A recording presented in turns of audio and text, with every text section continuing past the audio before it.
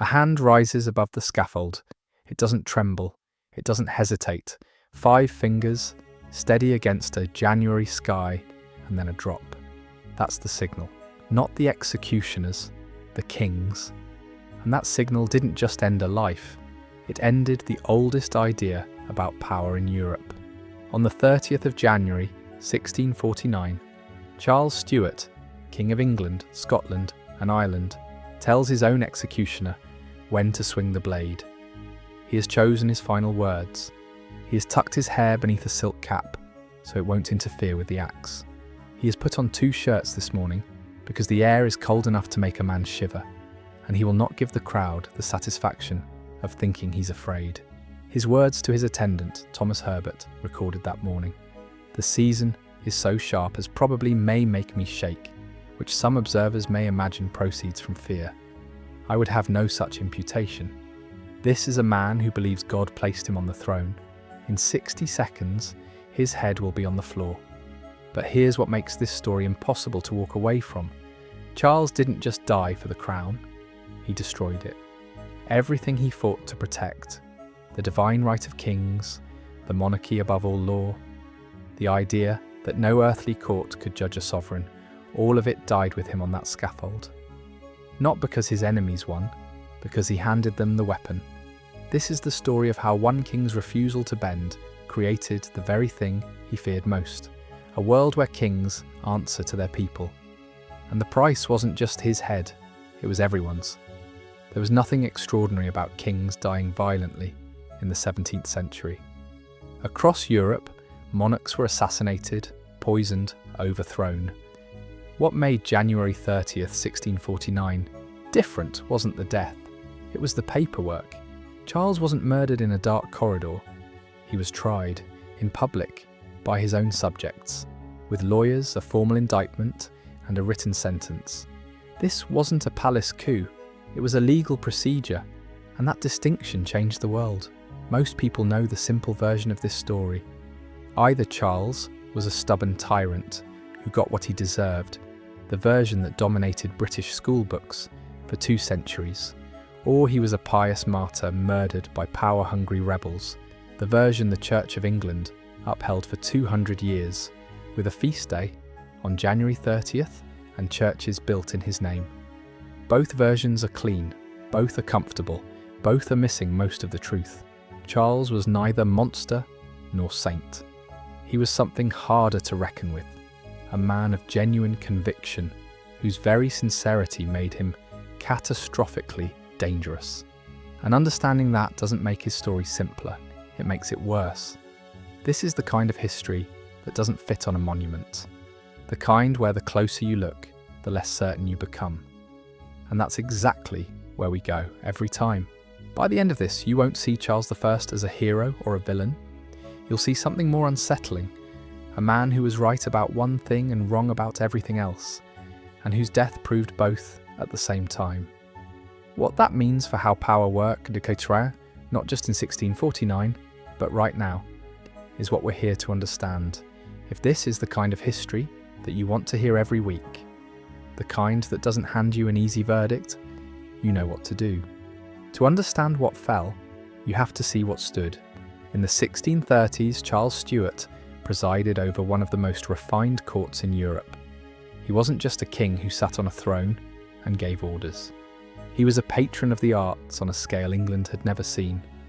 His personal collection, later catalogued and sold by Parliament in what became known as the Commonwealth Sale, numbered more than 1,400 paintings and 400 sculptures, as documented by art historian Jerry Broughton. He brought Anthony van Dyck to London and made him court painter. He commissioned Peter Paul Rubens, one of the most celebrated artists alive, to paint the ceiling of the banqueting house in Whitehall. That ceiling is still there today. According to historic royal palaces, the painted surface spans 225 square metres, glorifying the Stuart dynasty across 9 separate canvases. The central panel shows Charles's father, James I, ascending bodily to heaven, carried aloft by angels. Surrounding him, allegories of wisdom, peace, divine favour. The message was deliberate and overwhelming. The Stuarts rule because God wills it. And Charles believed this, not as a political strategy, not as a useful fiction, as a fact. The doctrine of divine right wasn't for him a tool of governance. It was theology. God chose the king. The king answered to God alone. No parliament, no court, no piece of paper written by mortal men could override what the Almighty had ordained. For 11 years, 1629 to 1640, he governed without parliament entirely. He didn't dissolve it in a fit of rage. He simply decided it was unnecessary. The king ruled, Parliament advised, and when Parliament's advice became opposition, Charles concluded that the advice was no longer required. This wasn't insanity. It was the logical conclusion of a belief system shared by monarchs across Europe. Charles wasn't an outlier. He was the purest expression of an idea that had governed kingdoms for centuries. He was also, by every personal account, a devoted husband, an attentive father, and a man of deep personal faith. Historian Blair Worden described him as a brave, sincere, honourable, and pernicious king. And that word, pernicious, is the key, because England was changing around him. And Charles either couldn't see it or wouldn't. The fracture didn't start with armies, it started with money. Parliament's grievances weren't abstract. They were financial, religious, and constitutional, and they built on each other for years like cracks spreading through a foundation. Without Parliament, Charles had no legal authority to levy taxes, but he needed revenue, so he turned to forgotten medieval statutes. The most notorious was ship money, a tax historically imposed only on coastal towns during wartime to fund the navy. Charles extended it to the entire country. In peacetime, the legal argument was technically defensible. The practical effect was that the king was taxing the nation without consent. John Hampden, a Buckinghamshire landowner, refused to pay and challenged the levy in court in 1637. He lost by a narrow margin, but the trial turned him into a symbol of resistance. The issue wasn't the amount. The issue was the principle. Could the king take your money without asking? Then came religion. Charles had married Henrietta Maria, a French Catholic princess. In a Protestant nation, already suspicious of Roman influence, this was deeply inflammatory. Charles's religious reforms, guided by Archbishop William Laud, pushed the Church of England towards ceremony, ritual, and visual splendour, everything the Puritans saw as a slide back toward Rome. When Charles tried to impose a new prayer book on Scotland in 1637, it triggered riots. The bishops' wars followed. Charles needed money to fight the Scots, and the only legal way to get it was to recall Parliament. The Parliament that assembled in November 1640, the Long Parliament, as history would name it, had 11 years of bottled-up grievances. They moved with speed. They arrested Archbishop Laud. They arrested Thomas Wentworth, the Earl of Strafford, Charles's most effective advisor, the man who had made governing without Parliament possible. Strafford was tried for treason and executed in May 1641. Charles signed the death warrant under enormous pressure, against his own conscience, and he never forgave himself. 8 years later, standing on the scaffold at Whitehall, Charles would name that decision as the moment everything broke. He called it an unjust sentence that I suffered to take effect, and said his own death was God's punishment for Strafford's. Here is what Parliament understood that Charles never could. The world had moved.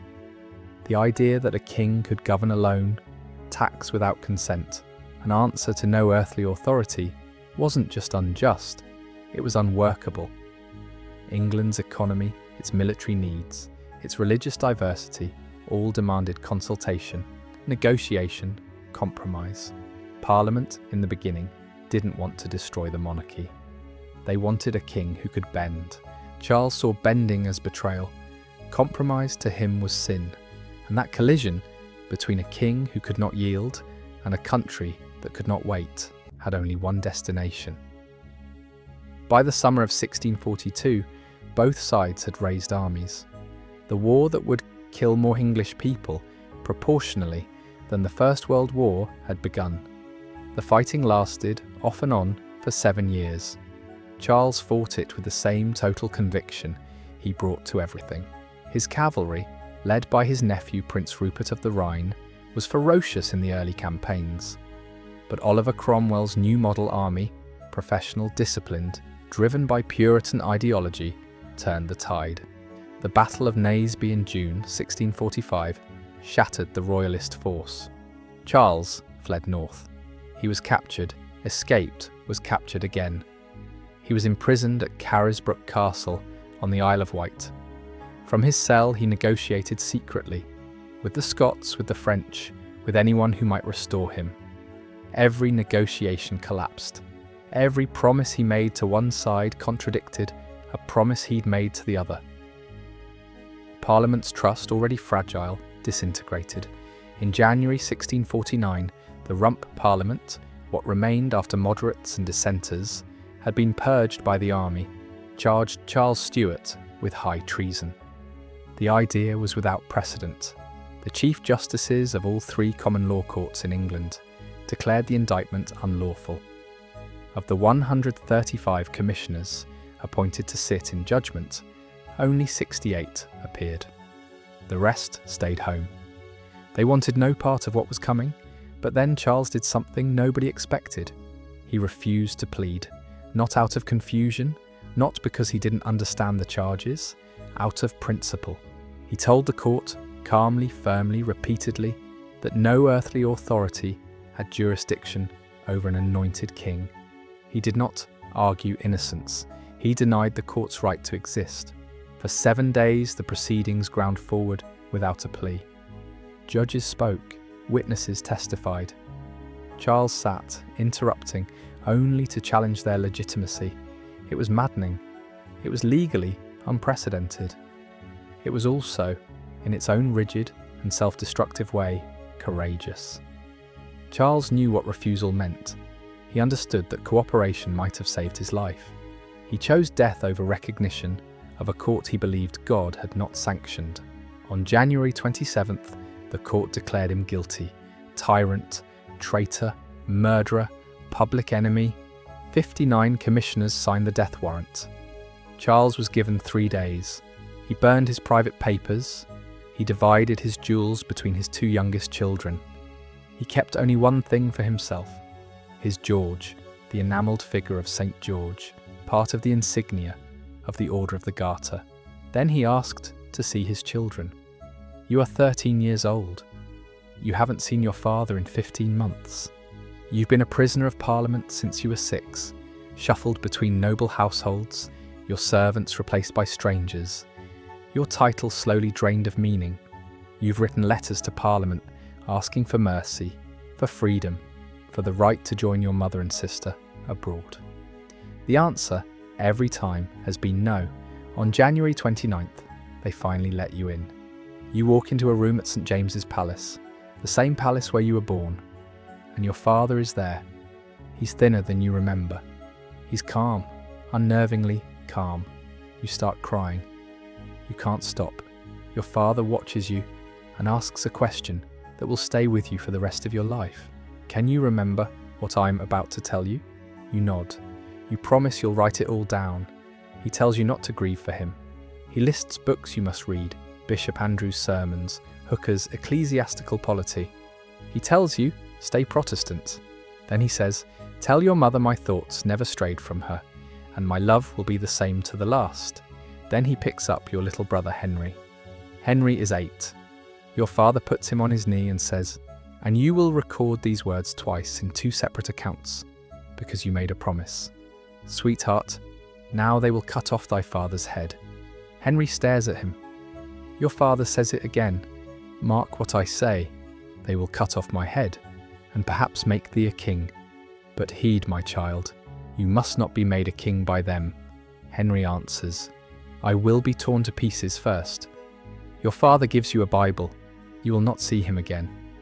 8 months later, you will be moved to Carisbrooke Castle, the same fortress where your father was once imprisoned.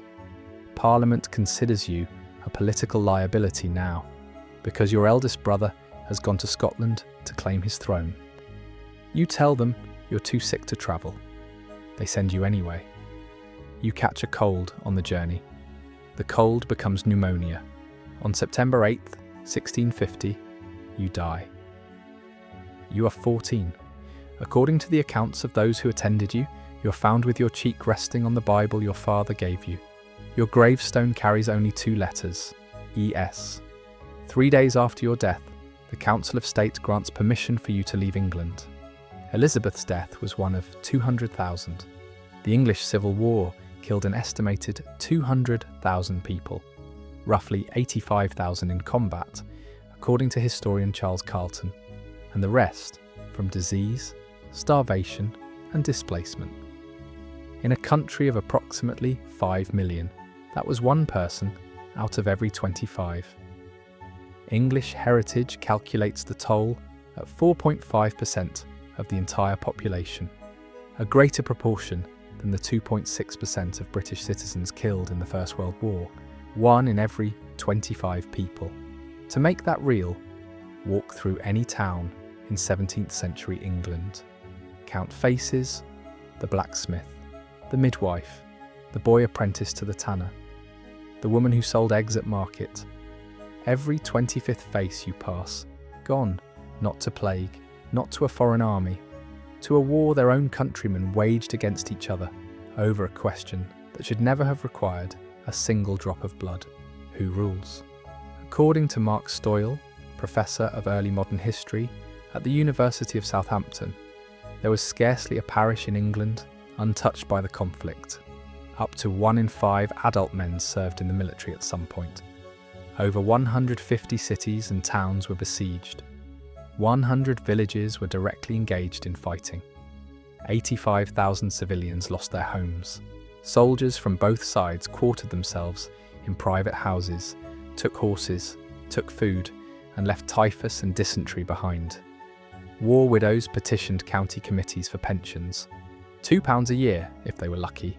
Many received nothing, and the cruelest calculation of all, those 200,000 people died in a war that in the end resolved nothing.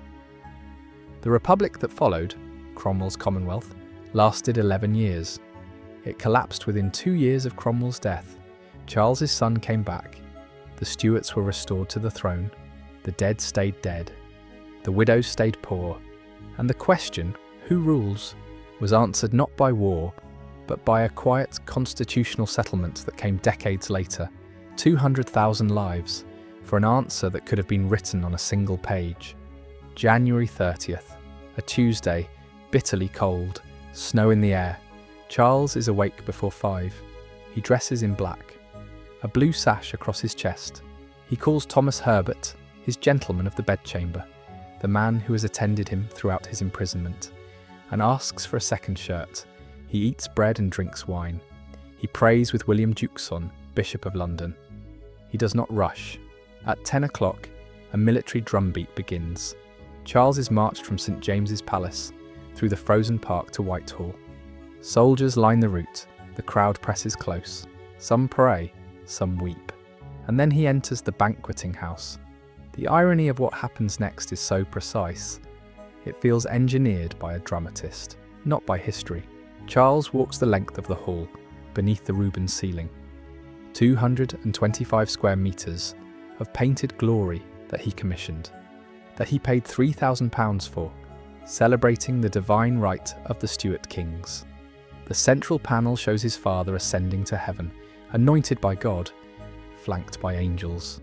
Charles passes under this image, the last great work of art he will ever see, on his way to the scaffold built against the very wall of the building that houses it. Leander de Lisle, in her biography White King, describes how soldiers held back a crush of people praying for the king as he walked beneath those canvases. A witness, watching from a rooftop, noted that Charles carried himself with the same composure he once showed at court-masquers in this very hall. The scaffold was his final stage. At the north end of the banqueting house, a window has been modified. The mullions and transom have been removed to create a doorway. Charles steps through it onto a scaffold draped entirely in black, The block is low, deliberately so, meaning he must lie flat.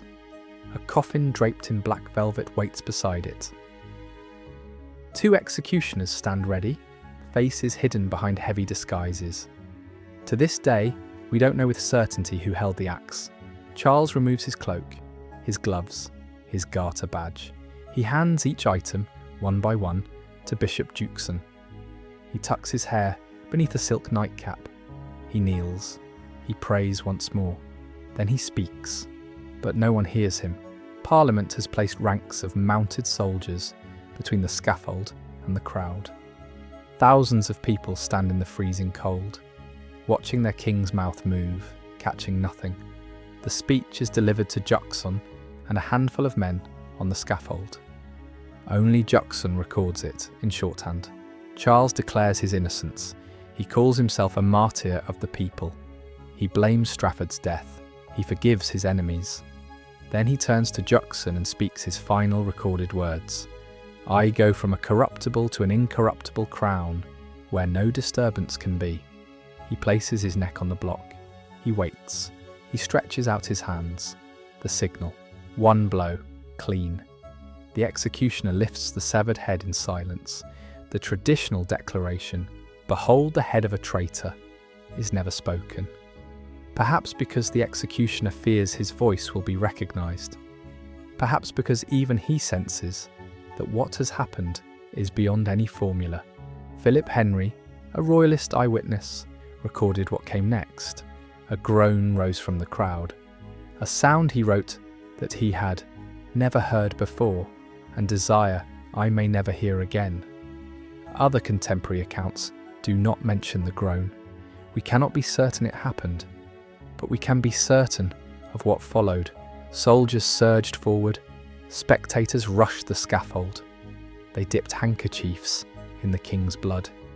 They cut locks from his hair. They collected fragments of the scaffold. They treated the remains of Charles Stuart not as evidence of justice, but as relics of a saint. A king had died, and no one, on either side, was entirely sure they had done the right thing. The monarchy was abolished. England became a republic, the Commonwealth, governed by Parliament and increasingly by one man. Oliver Cromwell was named Lord Protector in 1653. He dissolved Parliament when it disagreed with him. He ruled through regional military governors called Major Generals. As historian Christopher Durston details in Cromwell's Major Generals, the regime banned Christmas celebrations, shuttered the theatres, and imposed Puritan moral codes on a population that hadn't voted for them and didn't want them. The republic that had killed a king for governing without consent proceeded to govern without consent. On the day of Charles's execution, possibly even before, copies of the icon basilisk appeared on the streets of London. This book, presented as Charles's own spiritual autobiography, went through what bibliographer Francis Madan counted as 35 editions, in England alone within its first year. It was translated into Latin, Dutch, French, German, and Danish. Whether Charles actually wrote it, we still cannot say with certainty. Bishop John Gordon later claimed authorship. But authorship barely mattered. The book transformed a defeated king into a martyred saint. The Church of England added January 30th to its calendar as a holy day. Charles became King Charles the Martyr. Churches were dedicated in his name.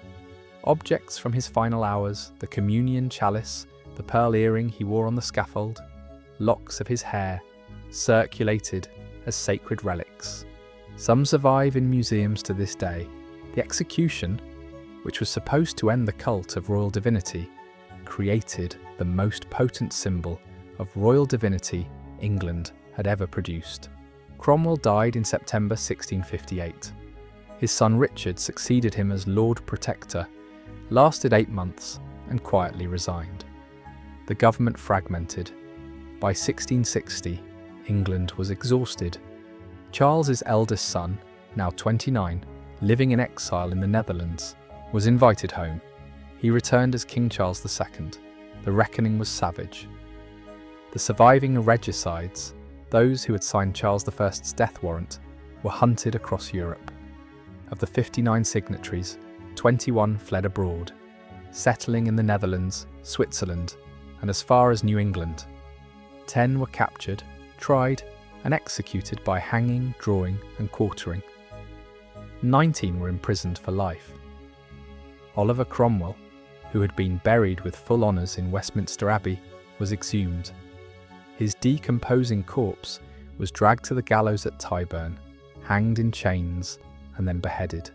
The severed head was mounted on a spike outside Westminster Hall. It remained there for over 20 years. The monarchy came back, but it did not come back the same. It could never come back the same. In France, Louis XIV's mother, Anne of Austria, serving as regent, received the news of Charles's execution and, as Leander de Lisle records in White King, said it was a blow that ought to make all kings tremble. It didn't, not immediately. But the tremor was there, spreading slowly through the stone. 40 years later, Charles's second surviving son, James II, tried to reassert royal power. He packed the army with loyalists. He pushed Catholic toleration on a Protestant nation. He tried, in effect, to finish what his father had started. In 1688, Parliament deposed him, bloodlessly this time, in what they called the Glorious Revolution. No scaffold, no axe, just exile, and a new king imported from the Netherlands. And then came the document that made Charles I's death mean something permanent, the Bill of Rights of 1689. Parliament is sovereign. Taxation requires consent. The king governs under the law, not above it. Standing armies require parliamentary approval. Free elections, free speech in Parliament. Every principle Charles Stuart died to prevent, written into the constitutional foundation of Britain. John Cook, the prosecutor who argued the case against Charles in 1649, understood this before anyone else. He wrote that the trial had pronounced sentence not only against one tyrant, but against tyranny itself. Cook was executed at the Restoration. His head was mounted on a spike alongside Cromwell's, but his argument outlived his body by centuries. The principle that crystallised on that scaffold, that no one, not even a king anointed by God, stands above the law, did not stay in England. It crossed the Atlantic. It shaped the thinking of the American framers. It informed the French Revolution. It became so embedded in democratic governance that we forget it was ever contested, and it was paid for with 200,000 lives. A republic that collapsed, a counter-revolution that tortured the revolutionaries, and a 14-year-old girl who died alone in a castle with her father's Bible under her cheek, because the permission to let her go arrived 3 days too late. The Bible Charles placed in Elizabeth's hands on January 29, 1649, travelled with her for 8 months, from St James's Palace to Penshurst Place, from Penshurst to the Isle of Wight, from the warmth of a father's last embrace to a cold room in Carisbrooke Castle where she died without him. Her grave went unmarked for 2 centuries, nothing but the initials ES carved into a nearby wall. In 1856, Queen Victoria commissioned a marble effigy. It shows a young woman lying with her cheek on an open book. The page reads, "Come unto me, all ye that are weary and heavy laden, and I will give you rest." Charles I wanted to be remembered as the king who proved that monarchy was sacred, that the crown answered to God alone and could not be judged by men. Instead, he became the king who proved the opposite. He fought a war to establish that no court could try a sovereign, and created the precedent that any court can. He believed he answered only to heaven. His death ensured that every British monarch after him would answer to Parliament. He raised his hand to command his own death, and commanded the death of everything he believed in.